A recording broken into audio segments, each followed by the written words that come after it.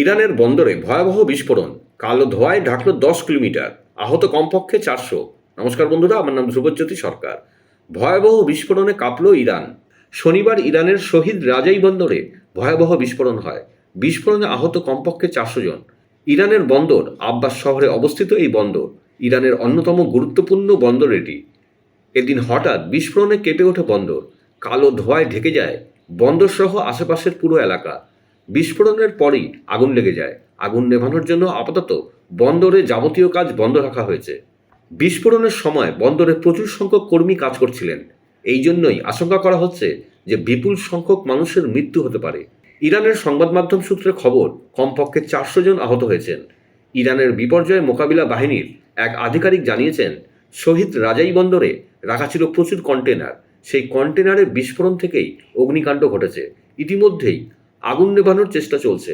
আহতদের উদ্ধার করে স্থানীয় হাসপাতালে নিয়ে যাওয়া হয়েছে।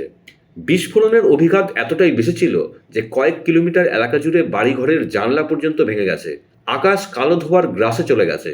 যে জায়গায় বিস্ফোরণ হয়েছে তার থেকে কিছুটা দূরেই ইরানের সশস্ত্র বাহিনী ইসলামিক রেভলিউশনারি গার্ড কর্পসের একটি নৌসেনা ঘাঁটি রয়েছে।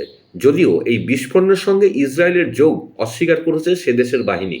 প্রসঙ্গত, তেহরান থেকে 1000 কিলোমিটার দূরে অবস্থিত শহীদ রাজাই বন্দর বিশ্বজুড়ে তেল আমদানি রপ্তানির পঞ্চম বৃহত্তম প্যাসেজ এটি।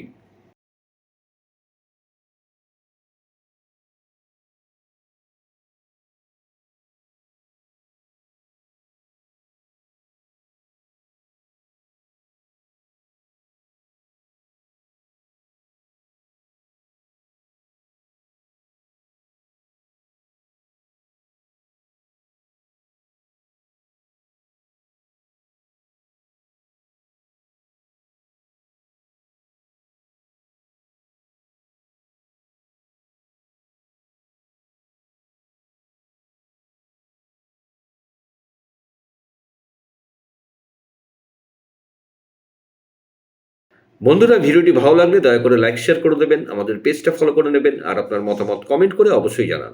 ধন্যবাদ।